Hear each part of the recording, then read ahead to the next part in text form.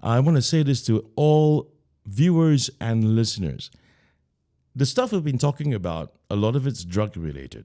We are not trying to glorify drug taking, but the questions I ask would be as a point for everyone, including myself, to understand the addiction derived by drug consumption. Whatever you do, don't do drugs. Welcome again.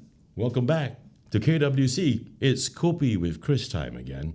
And I have a very special person, a very special Kopi Kaki with me. And he is an ex-offender. I should change that. He was an ex-offender, anti-drug advocate today, and a motivational speaker. I knew him as Angmo Bruce, and he is Bruce Stevens Mathieu. Welcome to the studio. Hi, Chris. Thank you for having me here. My pleasure. Thank you for being here. You have teh in your cup, huh? All good, Yes. I hope? Okay, great. Bruce, usually we start this show by me leaving a microphone to my Kopi Kaki to actually do their own introduction to themselves. I'm not going to do that today. We're going to just get right off the blocks, okay? Be cool with that. I'm cool. We're going to, because you know what? You're an interesting guy, man. Throughout the history of my own life, which I, just before we started rolling the cameras, I have sort of hopefully jogged your memory about. I have had some, lack of a more polite term, run-ins with you. Even during secondary school is when I first actually got to know you. Well, by name, by reputation, actually. And along the way, as the years rolled by, there were a few more incidences upon which I've also encountered you. But today, it's great to have you in my studio as my Kopi Kaki. And thank you again. I'm going to go delve right in and dive deep down, okay?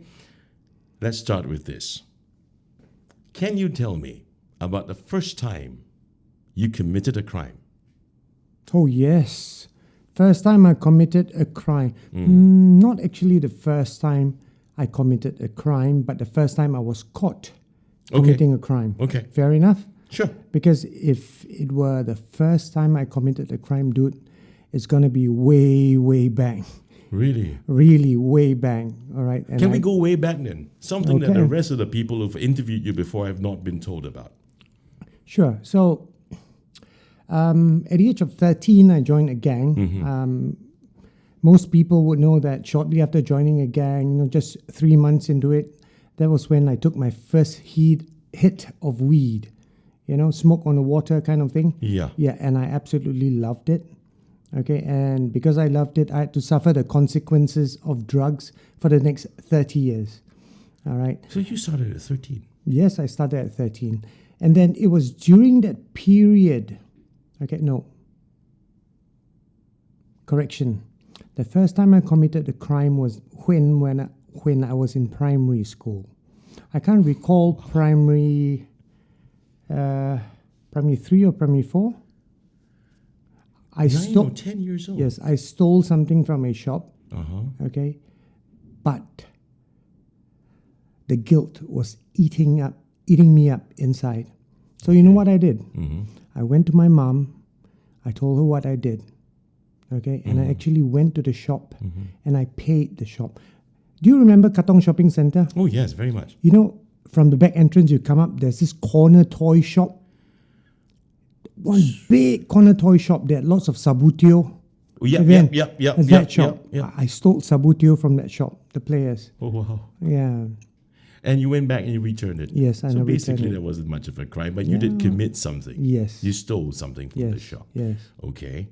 And then after that, what was the next thing that you've done? Fights. Okay. Is that included? I don't know, man, because we're a bunch of guys, right? We have our own fair share of fights. Yeah, as when we were I young. know. So for me, fights are not considered crimes. Yeah. It's called growing up. Yeah, exactly. Exactly. I concur with you. Yeah. But part and parcel of growing up for boys, especially, we get our fair share of fights. Yeah. But then it depends how far the fight went. We don't talk about, like in primary school, in Yeah. secondary school, Yeah. fights that happen in school or out of school. Yeah. What about fights that happen out of school Mm-hmm. and it's not one-on-one, Mm-hmm. and then you happen to see your friend getting stabbed? Okay. Okay, so that was what happened to me during primary six. The first ever gang fight I went. Okay, it was more like a race kind of thing, Chinese against Malay. Okay, it's a racial thing. Okay. Yeah, so clashed. Uh-huh.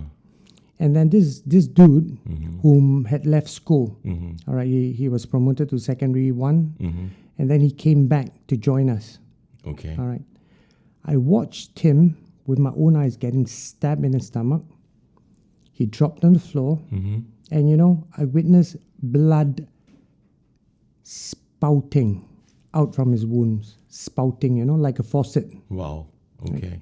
And when the rest of the guys saw this happening, you know what they did? Mm-hmm. They did a runner. All ran. All ran. You know who was the only guy left? You. Yes. You know what I did? What? I took out my T-shirt. Uh-huh. I walked up to him and I pressed my T-shirt against his wound. So you did a compression on his wound. Yes. And I did not leave him until the police came. Wow. And then when I was brought back to then Juchet police station, Yeah. they wanted to charge me for gang fight. I said, no, I wasn't in a fight. I said, I saw that happening, and then, I came to witnessed. help instead. Yes, I came to help. And that was the truth anyway, wasn't it? Not entirely. Not entirely, but Okay. But you were so young, man. I mean, at that age, how did all that happen? How do you get involved in this kind of things to a point where this fight took place outside of the school? school field. School. It was in the school field. Yeah, school field.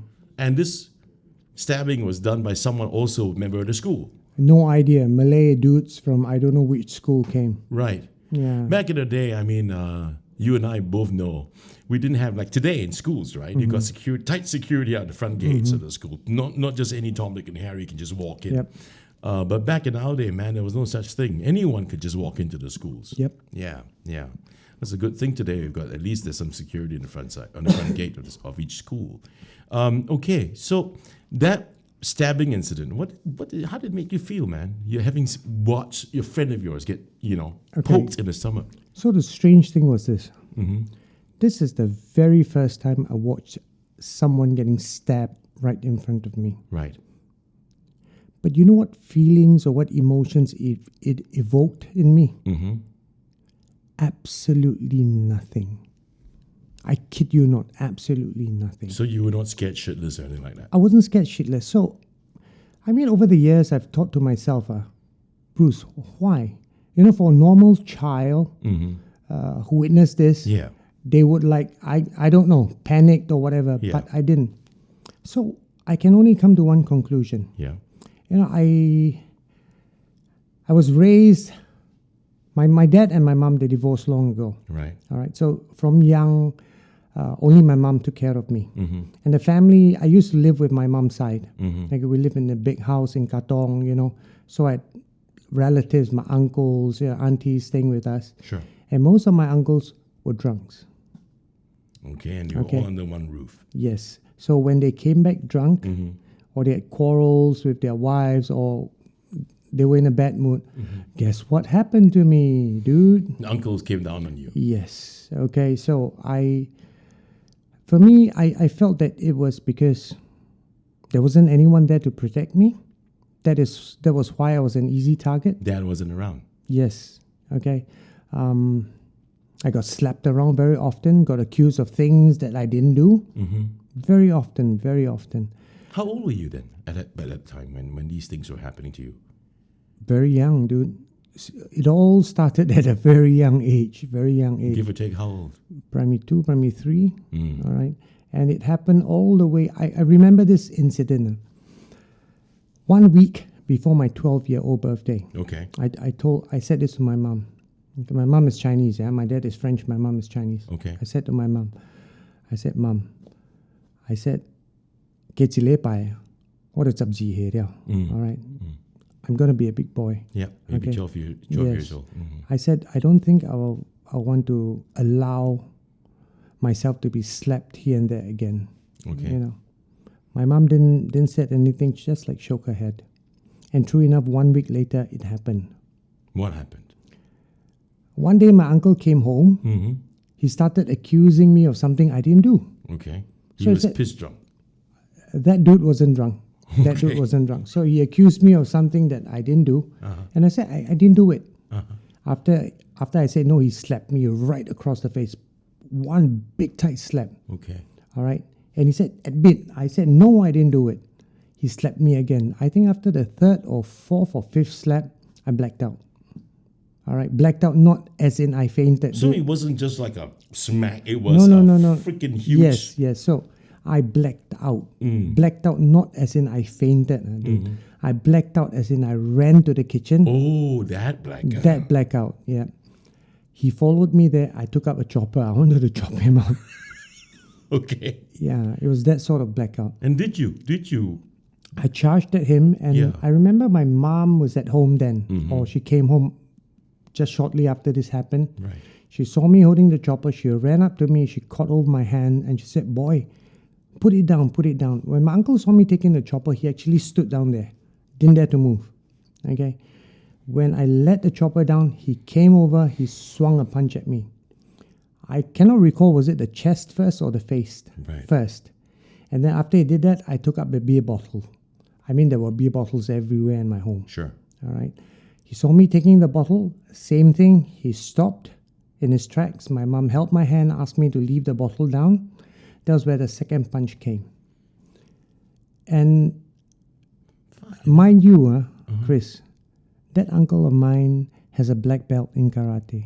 Okay. I was just a kid, a 12-year-old boy. He's quite a dick, huh?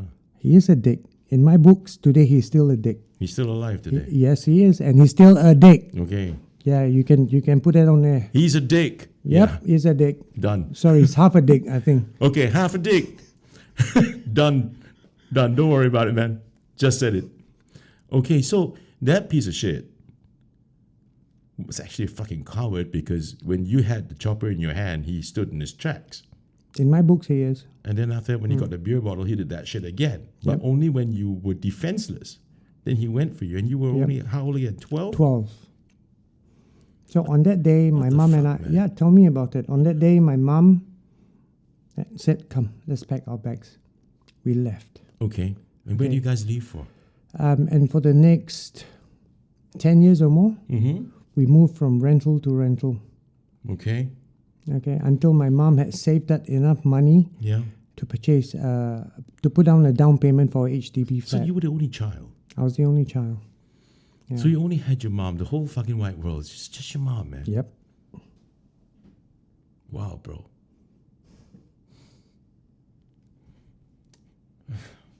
Okay. And that was 12. Which school were you in?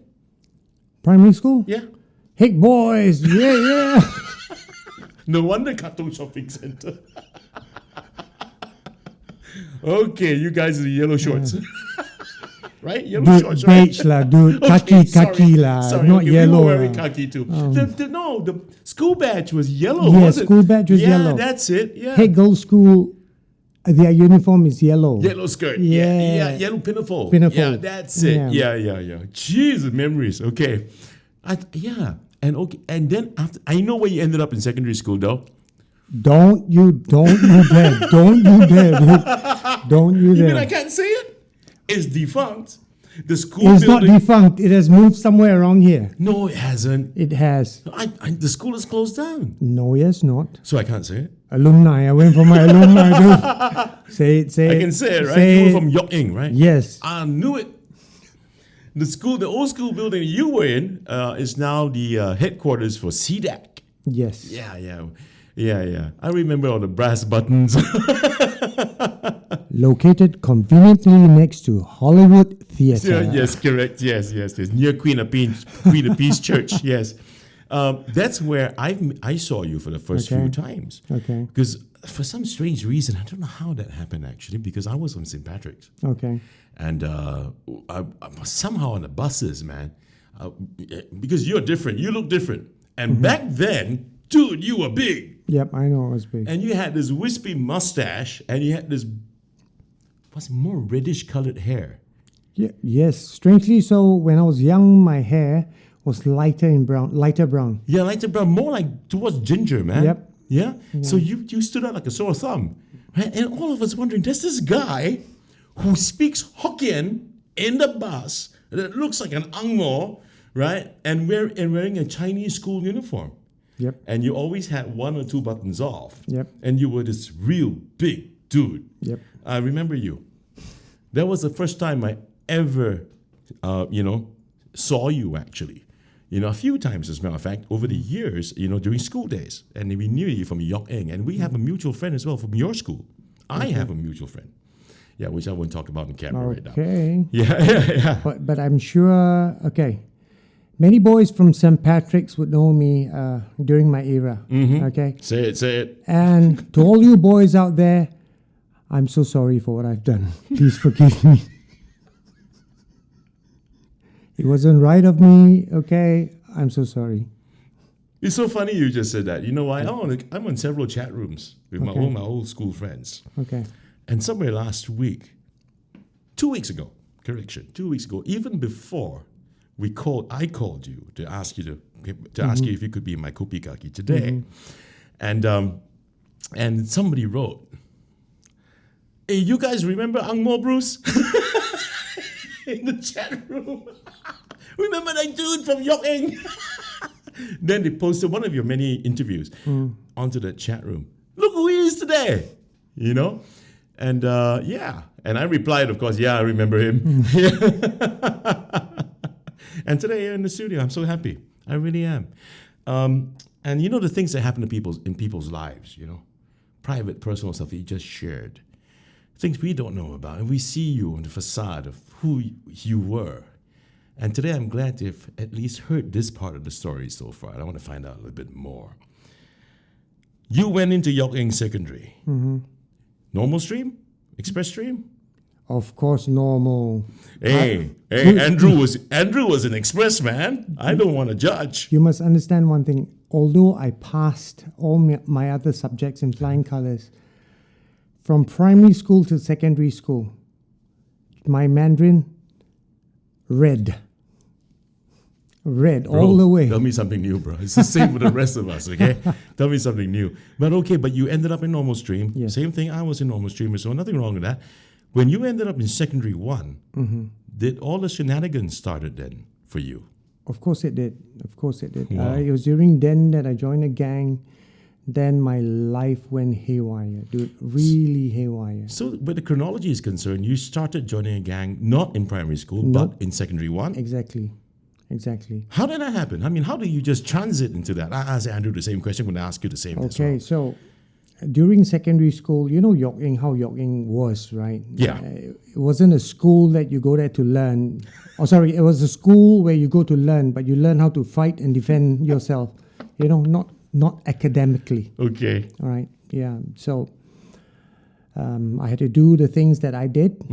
And someone that I knew who was quite close to me one day just came up to me and said, "Bruce, come, I want to introduce you to someone." Okay. He brought me down to this place and introduced me to this group of guys and said, "This is my gang." Okay. But why you? Didn't you think about that? Why you? Why Bruce? Why did he approach you to join a gang? Of all people, you. During then, I loved to fight. Okay, Chris, I love to fight. So you proved yourself there, you mean? I love to cause trouble. I love to fight. I love to stand out.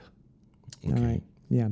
But I stood out not for the good things, for all the bad things. Okay, Bruce, but I'm going to probe a bit more. Yeah, please do. Why did you like to fight? I've thought about this throughout the years, and I this is what I believe.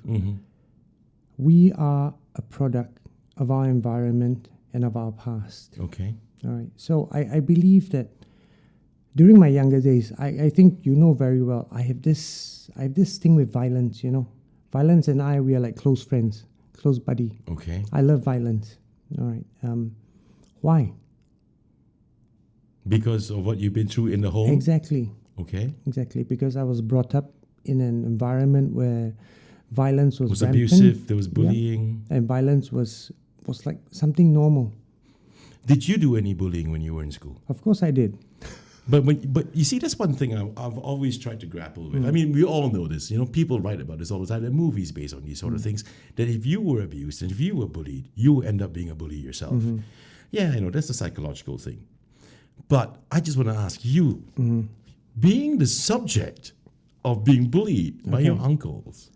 But you know one thing, although I was a bully, okay, the way I bullied wasn't physical. It was more verbal, making fun of people. Right, okay. But one thing I know I was when I was young was this. In my own way, I had also protected boys from being abused, from being bullied by other people. How so? Someone just a few weeks ago, all right, just contacted me on Messenger. Right. And he said, I don't think you remember me, okay, but you actually helped me when I was in school. Okay. Did he describe to you what happened? I can't, off the bat, I can't really recall, but he sort of like mentioned. Okay. Yeah. Okay. So you did the bullying, but you also did some protecting. Yes. Strange, right? I still want to go back to that question, man. Yeah. Okay, so you verbally abused, bullied people, not physically. Sure, great. I'm glad. But you were also bullied, though physically, but also verbally, in the home that you grew up in before you left with your mom. Didn't it occur to you that if I didn't like that, being bullied, I shouldn't be doing the same to someone else? At that time. I know, young, dumb, and stupid at 13 years old, but... You see, this is what I figure. When something happens in a person's life so often, it becomes a norm. Okay. Okay? Being abusive, bullying other people, is not shenanigans. It's not something that's undesired. It's ingkai. Exactly. Because it's like, why shouldn't it be? I mean, I was experiencing all this kind of treatment for so many years. No one said anything about it. No one at home said anything about it. No one stood up for me.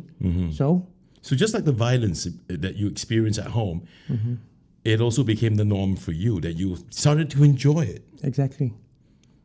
Okay. Even if I don't enjoy it, but the thing is, if I don't do it, it's like, if you're not eaten or drank today. Something is them sara. Exactly. Okay. Yeah. Okay. So this friend of yours brought you somewhere to meet a bunch of guys. Said, this is my gang. So what happened after that? What did you do? They asked me if I was willing to join, and I accepted. Okay. And you readily accepted it? I readily accepted it. Not because I needed a gang for protection. It was more of being a part of something. Okay.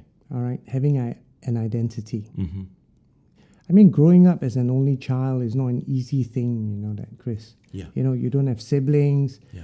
Whenever your mom is out at work, you come back from school, all you do is hide in your room all day. Yeah. You play by yourself, you watch television until your mother comes home. Yeah. Because you're afraid that the minute you come out of your room, something bad will happen or might happen. You might get whacked. Exactly. Yeah. All right. So that was what I did basically the whole day during my primary school. I come home, I hide in my room.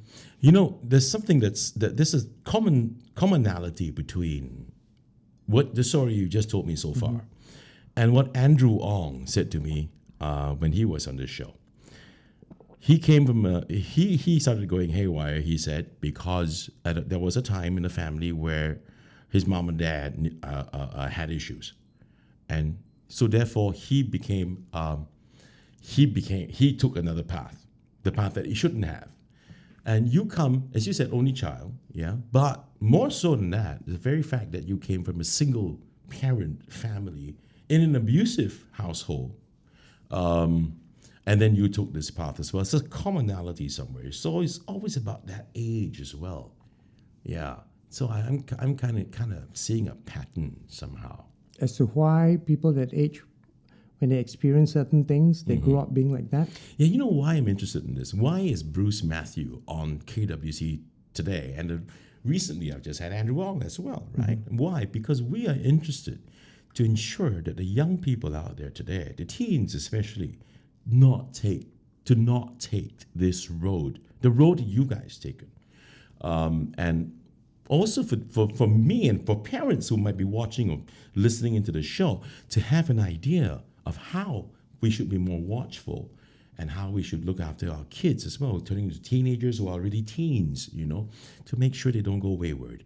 And that's why we're interested. It's one of the reasons. The other one is, of course, we want to make sure the ex-offenders are supported, so that they can go out there and start living better lives and earning a living, and that to us is important. So that's the reason why I'm so happy to have had Andrew and today you, and that's why I'm asking all these questions. But when you were in school, with all this in mind, you joined the gang and you were still studying, correct? Yes. Yeah. Not for long though. Let's talk about that then. What challenges did you face in school? Challenges? On all spectrums, yeah. Academically, not much. Okay. Honestly, I could sleep in class the whole day. Yeah. All right. When I went home, I didn't do any homework. I didn't read. Uh-huh. But if I paid attention in class, Uh-huh. I could pass. So you're a bright dude. I know that. I'm Eurasian. This is where I'm, okay. This is the first full-on conversation I'm actually having with you. Full on. Mm-hmm. And I listen to the way you speak, mate. You're fucking articulate, man. Thank you. You are. And I'm just asking myself, I cannot imagine the Bruce I've met, or at least met by chance, on the public transport bus during school days, who just spoke Hokkien. I still can. I know, I've heard you just now before the shoot. I know, articulate as hell where Hokkien is concerned, but you're English, dude. I mean, to me, it's like, what the fuck? Then I just cannot imagine you became that Bruce. That ended up being a gangster, and doing drugs eventually, right? You were saying that you started with smoke on the water at 13. 13. And my goodness, I mean, how the hell did that happen, man? During then, my gang was they were one of the top distributors of marijuana in Singapore. Fuck. Okay, so I could get my hands on them 24/7. Weed. Yes, all the good stuff, the fresh stuff, not the dried ones. Okay, 24/7, and guess what? Free of charge. Whoa, tasty. Okay. And then you decided to experiment on it. Yes, I took my first path. I took a few more paths, and I told myself, whoa, I absolutely love that high. It was a feeling that he gave me that I never felt before. And what was that feeling? A feeling of flying sky high. Just check out the lyrics on Smoke on the Water. You roughly know what I mean. And where do you smoke your weed, man? Where we usually do in the 80s, just on the streets. We're not going to hide inside the room and smoke. Yeah, we do it in the playground. We do it. Dude, I didn't do shit like that, man. Come on, so I wouldn't know. Oh, okay. What do you mean on the streets? Come on. Oh, come Stop on. pulling my leg. No, fuck no, really, dude, never. Okay, we're going to have this conversation later off the air. Why? It was in the 80s, man. It's not happening today, right? I don't know. Fuck, really? Yeah, is there a statute of limitation for...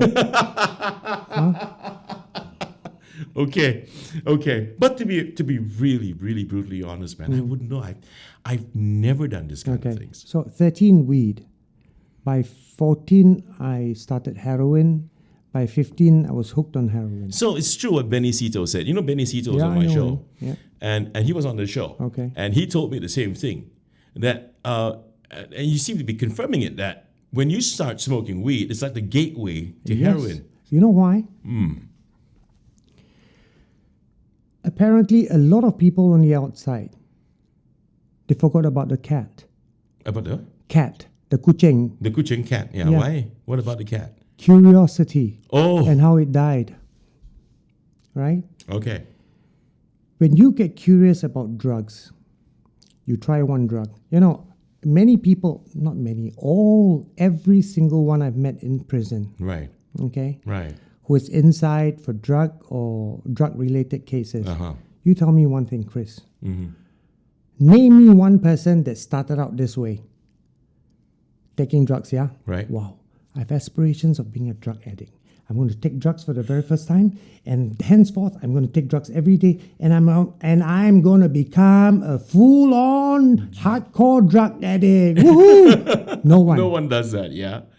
Everyone starts out this way. I just want to try that high. I just want to know how drugs is like for that one time. Okay. And after that one time, I'm going to stop. I just want to know. I just want to And know. it's rare. That's what all of them say. Okay? But how many of them do stop? Yeah, that's rare. Then again, how many of them do get hooked? Because it's not about getting hooked physically. Uh-huh. All right, physically, after one smoke, even 2-3 sessions, you won't get hooked physically. It's not the physical addiction. It is the mental addiction. All right? You can get hooked on drugs the very first time you try it. And that was what happened to me. I loved that high so much. I didn't want to stop. I didn't want to stop that ride. Okay? And when I was on that roller coaster, what I wanted to do was go even faster. So Okay. I tried the next thing that was available in the 80s. Heroin. Heroin. Okay? How do you consume that? During then, we used an aluminum foil, Right. and chase the dragon. Chasing the dragon, okay. Yep. So one thing about me was, strangely so, when I was young, I never liked taking my drugs intravenously. Okay. I don't know why. I was scared about that, scared of getting OD. Okay. You're talking about the syringe. Yes. Right. So although I've tried it like once or twice, but it was never to my liking. Okay. Yeah. Okay. And thank God for that. So 13 was weed. Yeah. And then when do you transition into heroin? How old were you then? By 15, I was already addicted to heroin. By 15. Yes, by 15. Crap, man. Jeez. So when I knew you, you were already hooked on these things. Yep. Fuck me. Okay. All right. Besides the drugs, man, what else did you do with the gang? Cause chaos, fights, and fights. Just for shits and giggles. Exactly. There are 7 days in a week. Mm-hmm. The most I ever fought in a week, Mm-hmm. I kid you not, Chris, was 9 times. Okay? One every day, but there was one particular day I fought 3 times. Breakfast, lunch, and dinner.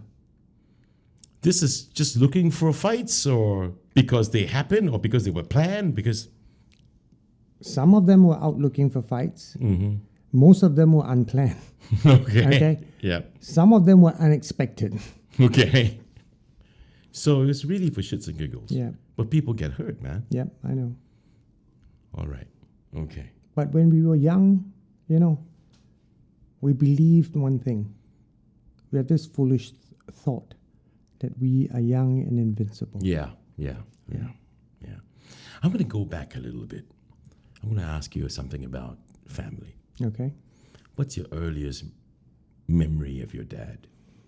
The earliest, okay. Although my mom and dad separated, we still do keep in contact. Okay. Even until today, if I choose to, I can call my dad. He's in Singapore? Yeah, he's in Singapore. He's never Just left that, Singapore? He had left, but he came back again. Right. It's just that I choose not to. Oh, All right. okay. Okay. So the earliest memory I have of him was earliest. Yeah. Earliest would be when I was, let me think, 69, 70, when I was 7 years old. Okay. Okay, so there was a period where he came back again. Mm-hmm. Okay, for the few months, and that was my earliest memory of him. Right. And then when all these things are happening, your mom is a single parent raising you alone. He never had a hand at all in raising you. No. Wow. Your mom, Mm-hmm. you must love her very much. Yes. Do you think, this is going to be a bold question, do you think she done her best to raise you? Chris, Yeah, honestly, today I can touch my heart sure. and tell you she did. Mm-hmm. It may not be the best, the perfect way, but she did her very best to raise me in a way that, she felt was the best for her child. And then you went wayward regardless. And when you did, how did she respond to that? Every parent, Yeah. has grand dreams for their child. Yeah. When they're young, Yeah. parents would wish that, wow, when my child grows up, I'm going to do my best to teach my child. And when he or she grows up, I want him to be this, I want him to be that. All right? Dreams of grandeur. Yeah, All parents have that, sure. okay? Most of us would hit short of the mark, all right? Mm-hmm. But still acceptable. Okay. But when a child, your only child, not only short of the mark, but totally missed the mark. All right. How did she respond? Of course, I brought a lot of sadness and misery into her life. Each and every time I was in prison, for the first 4 times anyway, she was the only one that came to visit me, and no one else. Outside, when you join a gang, everyone would say, "Hey, lu gua piang blood lah, you're my brother. Anything, we support you all the way. Support me all the way." Each and every time. I mean, I've been in prison 5 times. Sentenced close to slightly over 20 years, huh? All right? Which of my so-called brother came to visit me? Nah, 0. Which of my so-called brother wrote a letter or card to me? Nah, 0. Okay? Every time it was my mom who came to visit me. There's this one time during my 3rd incarceration, I was sentenced to 6 years in prison in the 90s. Okay. Do you know my mom had breast cancer? Okay. She was admitted to a hospital. She discharged herself just to come to visit me. Because she knew if she don't come, I'll go haywire. Because during then, just like today in prison, your family don't come and visit you, cannot. Sir, let me call my mom. Hey, ma, not can I bo like kwa. Okay. You can't just pick up a phone and ask why, right? And I tell you, all inmates have very warped kind of thinking. I mean, you can't blame them, right? Yeah. Most people in prison are forcefully taken out of society. Forcefully, yeah? Yeah. Okay? Thrown behind 4 walls. Right. Totally cut off Yeah. from general population, from news on the outside and news of your family. Right. Okay? The only news we have is, in the heavily censored newspapers that we do received, all right? Most of them will be like advertisements inside there. Yeah, make you gain even more, right? The McDonald's burger, Okay. Yeah. And then when your visit day is up Yeah. and your family don't come and visit you. Yeah. Oh, fuck. Sucks. Exactly. And you don't know what's going on. So you can only, what goes through our minds will be this. Something bad. First it would be fear. Yeah. Something bad happened to my family. See ya. Is it they met an accident or something? After fear comes the anger. Okay. Walao, they don't love me anymore, is it? Oh, no, why, walao, today my visit day, right? Why you want to come and visit me? What say chalat, no? Then after that comes the misery. Okay? Yeah, I think I deserve it. it's right that my family give up on me. Look what I've done. Everything, every thought are negative thoughts. Okay. Okay. Okay. Yeah. So she knew that was going to happen. And she discharged herself just to come to visit me for that 20 minutes, Chris. So the visit times are 20 minutes? Yes. In the old Changi lah. I mean, even until today, face-to-face is still 20 minutes. And how well your face-to-face goes is very dependent on the speaker. You go into a visit room, got good speakers, you can hear clearly. If you go into a cubicle where the speakers are screwed, that's it lah. So you hear conversations. So you're separated? Yeah, of course we are. So you hear conversations like, hey, today what happened yesterday? Oh, crap. So you're separated by a screen? Yes, by a glass. By a glass screen. Yeah. Wow, ouch, man. I mean, fucking on it. But for that 20 minutes, you know how long they have to wait on the outside? How long? Minimum, I think 1 hour. Minimum 1 hour. So we're talking about 1.5 hours of waiting just to see you for that 20 minutes. Why are visitors made to wait so long? Do you have any clue? I have. I wanted to say absolutely no idea. But then again, you see, the visit center is in one location. Okay. We inmates are housed in different locations in the whole of prisons. Okay. Prisons is not a small ground.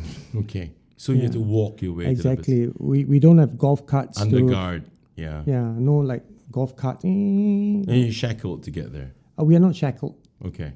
We are inside prison. Watch too many freaking movies, man. But they're all American movies anyway. So it's not because, I was just having this thought in my head that what? You mean family members are also made to be punished by making them wait for their, for their family member who's in prison? That is the whole thing. People like us who have been in prison, we tend to have this self-righteous, for lack of a better word, kind of thinking. Sure. I did the crime, I do the time. Right. I'm serving the punishment. What's it got to do with you? But then again, is that the truth?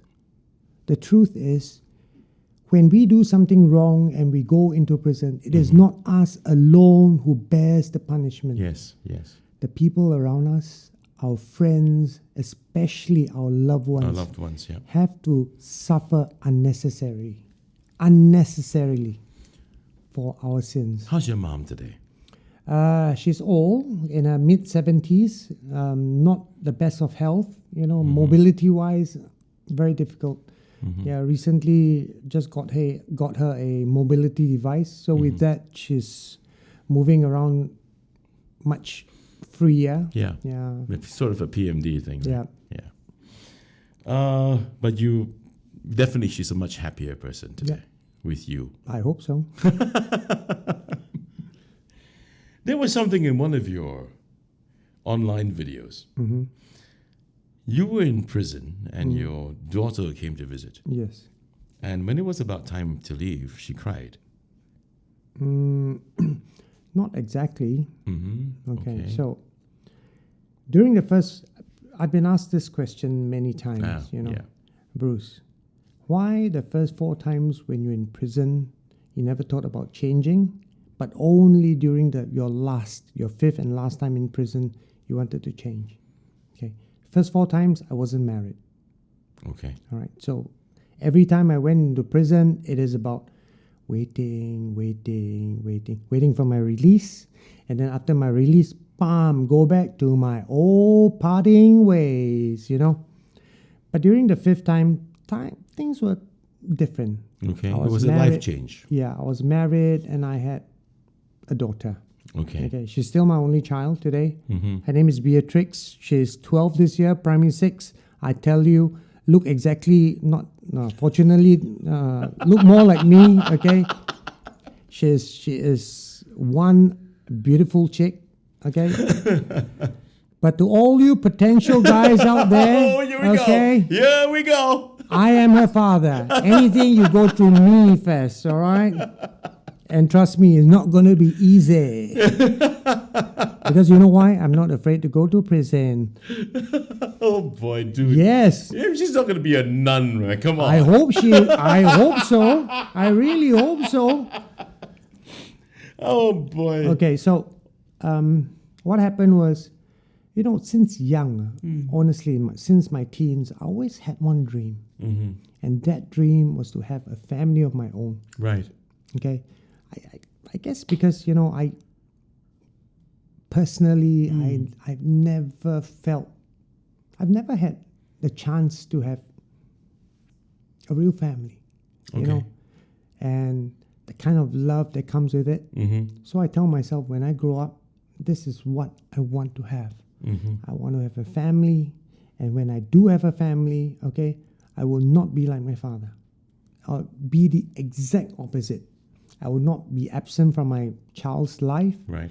I'll be there to nurture her and to teach her as best as I can, so that when she grows up, she'll be on level footing with all the other children, her peers. Yeah. You know something, Bruce? We almost come to the end of Okay. the first part of this episode of this for this Okay. show. I just want to go back to the time that you got hooked on heroin. It was addictive. You were hooked on it. Did you ever try to stop? During then, I did not try to stop because, Not ever? during then, Uh-huh. from the age of 15 onwards, Yeah. until right before I went to the army, Mm-hmm.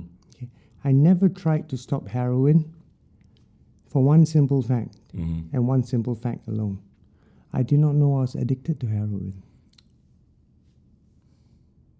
It might sound strange, right? It does. Yes. Okay, hear me out now. Although I was taking it on a daily basis, Mm-hmm. okay, Mm-hmm. I didn't know I was hooked on heroin because I never had the opportunity to go through withdrawal, number one, because I was taking it daily. Okay. And when I had gone through withdrawal, I did not even know that was withdrawal, believe it or not. That was how, when I went to the army, I went in clean. All right. Okay, so what happened was this: 17. At the age of 17, I started going to church. All right, and then shortly after that, I was called for the army. Mm-hmm. Okay, so one day, I told myself I've got to stop all this drugs and all this activity. So what I did then was I just wanted to stay at home, and not go out. Right. And for the next 3 days, I had the runs.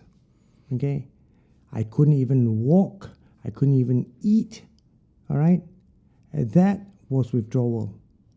But strangely, I did not know that was withdrawal. You thought you were just having diarrhea. Yes, I thought I was very sick, so I stayed at home. For how long? This go on for, man? For like a week. The runs? Yep. For a freaking week. Runs were 3 days. Uh-huh. It went on for 3 days. Okay. Okay, but I felt very sick, like at least for a week. What do you mean by very sick? Can you just tell me some I symptoms? couldn't walk, I couldn't eat, I couldn't drink. Okay. My nose was runny all the time. Okay. And I can tell you this, Chris, it was because I did not know that I was going through heroin withdrawal. That was how I managed to quit the very first time. Because if I had known that was heroin withdrawal, I would have tried to remedy the situation. Remedy by taking it. Exactly. Wouldn't it have been the other way around? If you had known that it was heroin withdrawal, you would have continued to not consume heroin. By saying this, it shows me one thing, and it tells me one thing and one thing only. Yeah. That, Chris, I believe you when you said you have never touched heroin before. Okay? Good boy. Those who have been addicted to heroin before will understand what I mean. Okay. When your insides are turned upside down, okay, you can't sit, you can't lie, okay?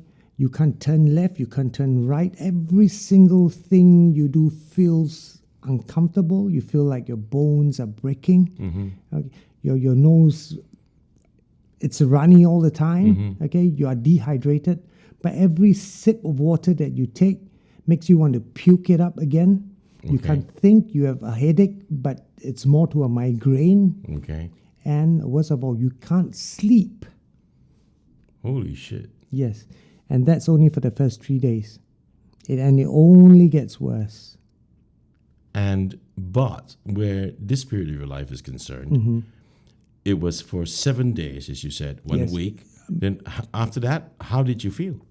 After that, I felt better. Okay, I still felt sick, but better. Okay. Okay. So if I had known that I was going through heroin withdrawal, like I said, I would not have stand for it because it was absolutely horrible, Chris. Okay, so it was a nightmare, huh? Yes, it was an absolute nightmare. But you stopped taking it because you knew you were going to go into national service. I stopped taking because I knew I was going to national service. I wanted to clear my system of the heroin. Because you know that there's going to be drug tests. Yes. Not because I know that I was addicted to heroin and I wanted to stop. Not because you deliberately wanted to quit for the benefit of you. Yes. Okay. All because right. I didn't know I was addicted. So let me just rewind a little bit. You left school, you dropped out of school at a certain point. Sort of. Okay, sort of. So you did drop out. I was asked to leave. Okay, you were asked to leave. What happened when where that's concerned? So it was like first semester or second semester of secondary school. Secondary 3. Sec 3, okay. Sec 3, I whacked someone in class. I just walked up to one of my classmates, who told teacher, Bruce smoked in class just now. I went up to him and I started punching him in the face. Then I was called to the principal's office. So when I went to the principal's office and I got scolded for it, I wanted to whack my principal up. So he sort of like pushed me out of his office and locked the door. I went home. I took something, okay, namely a samurai sword, and I went to school. And downstairs, I was shouting up at my principal upstairs, challenging him, asking him to come out and all this and that. Hang on a second. That story about the samurai sword. Why? I think now it's like coming back to me, man. I think we all heard about this. Is it? Yeah, even in my own school. I mean, we heard stories about there's this guy in that school that came to school with a samurai sword. Okay.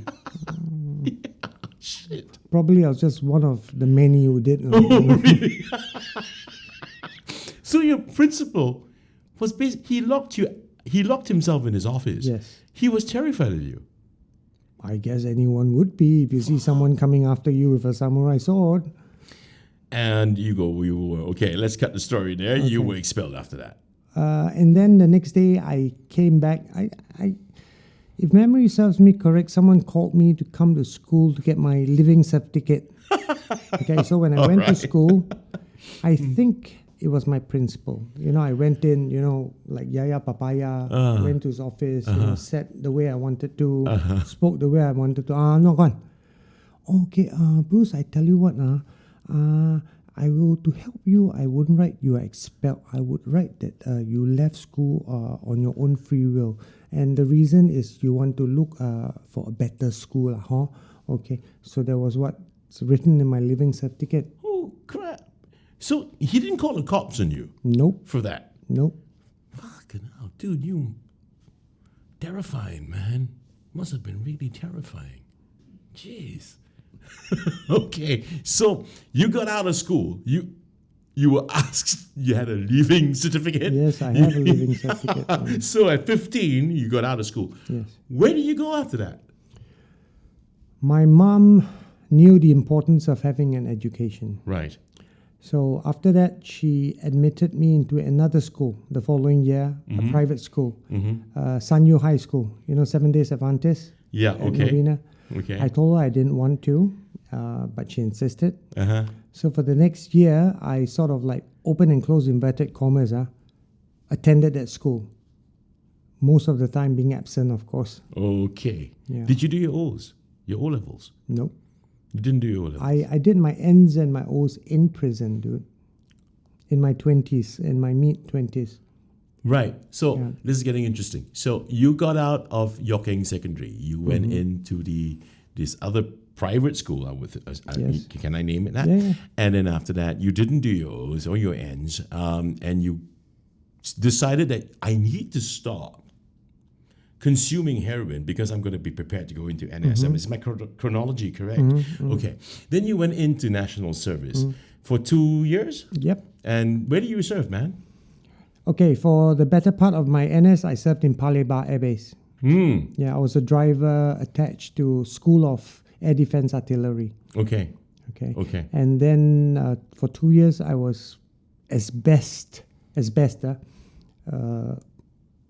NSF personnel as I could be because I was never charged. Nearly charged many times, but I was never charged.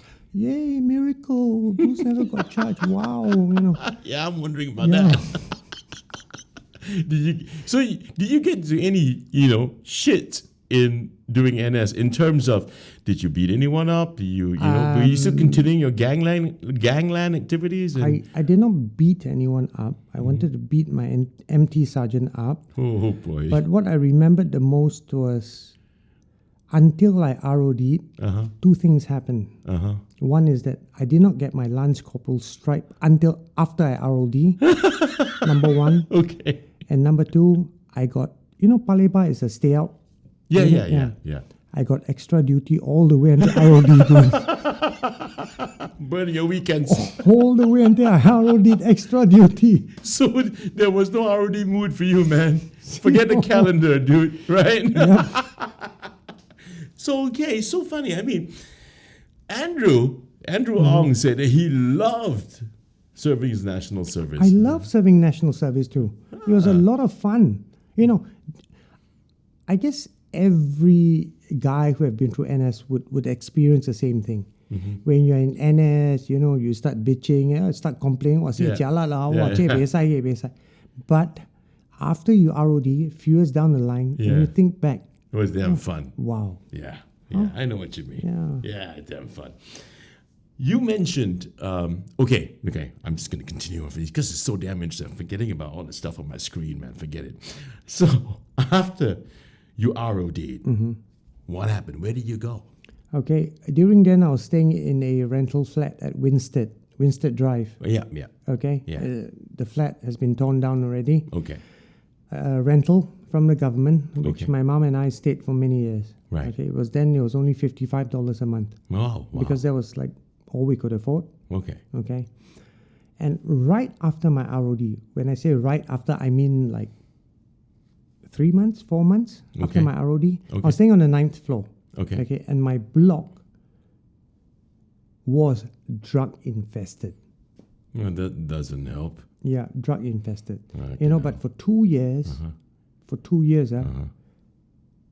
the strange thing was, I did not get to see them at all. To see who? Those people taking drugs by the stairwells. Okay. Okay, it was only after I ROD'd. Okay, one day I was like coming down to the 8th floor to take the leave. Yeah. I happened upon my neighbor smoking, Uh-huh. taking heroin by the stairwell. Okay. I looked at him, he looked at me. I didn't say anything. I just went on my merry way. Okay. The next time I saw him, but of course, during that time, your heart goes, the craving for drugs. You start remembering that high, you wanting to get high all over again. Yeah. Okay. That is why I said physically we might wean ourselves off drug addiction physically. Okay, but the mental addiction, that is always the worst. Because you always remember how the high Exactly. is. Yeah. So mentally I was still addicted to drugs. So after that one incident, the next time I saw him, I actually plucked up the courage and spoke to him. I said, he knew I was living upstairs. I knew I know where he was staying. Right. So I just spoke to him. He was a Malay guy lah. Yeah. So I said, bang, apa macam sana ada tak? But you said a lot of these people disappeared. Which people The people in your block, the ones that were smoking along the stairwell. disappeared? Uh, Not disappeared as in the 2 years that I was serving my NS, I never got to see them smoking at all. Oh, during the 2-year period. Yes. Okay. Strangely so, it was after I ROD'd. Wow, that's Then- weird, huh? Exactly. So, two reasons. One is that, Timing, not the same. God might have been there, all right, to help me avoid the situation so that I would not get into detention barrack. Right. The next possibility is that they were in prison. I don't know. Yeah. Yeah, it's really strange because you're stay-out personnel. You go back home quite often, Yep. and you still don't see these people, chasing the dragon anywhere up and down your block. So, okay, you this guy, you asked me, bang adada, and you he happened started to again, have. and you started again, Yes. and you went to find gainful employment during that time. I found gainful employment, but not for long, of course, because when you're on drugs, how do you stay employed for long? Okay. You just think about this, Chris. If you are not addicted to heroin, okay, you might possibly stay employed. Right. But when you are addicted, okay, when you don't have drugs, you tell yourself, shit, how am I going to go to work the next day, right? Right. Because you need the drugs, Yeah. to stay the way you are, because if not, you go through withdrawal. Just to stay normal, sort Yes, of. exactly. So I'll need to find drugs. Mm-hmm. Before I find drugs, I need to find the money to find drugs. Right. So after getting the money and finding drugs, okay, and taking drugs, what do I next need? Our next need, the money to find my next drug to take in the morning. Which is where I was about to ask, where did you get the money Okay, from? in the morning, right? Yeah. Because without taking drugs in the morning, I can't possibly go to work. Yeah. Okay. Yeah. But then again, there begs the question. If I took drugs in the morning and I'm high, how can I go to work? Yeah. You see? Yeah. So Either way, you're screwed. exactly. So our mind has this, our human mind has this marvelous way of lying to ourselves, of creating excuses for ourselves for something that we want. Although it's not good for us, but it's something that we want, Yeah. we desire. So we delude ourselves. Yes, exactly. Okay. Okay. I'm going to ask you to do something. The I hope it's not dancing and No. I don't do dancing. No. Okay. I'm a nice guy, man. If you take a look at that camera, Yep. right, and say something nice to your daughter. This one here, Oh, this one. right? Hi, darling. Darling, you are the love of my life. All right? You are now and you will always be. Okay? But guess what? Still got to do your homework. Dads will be dads. Bruce, we're gonna end this episode for today, and we'll come back again to shoot for part 2. Sure. Okay. And thanks everyone for watching KWC Kopi with Chris. And again, my Kopi Kaki is Bruce Mathieu. We'll be back next week for part 2. Stay tuned.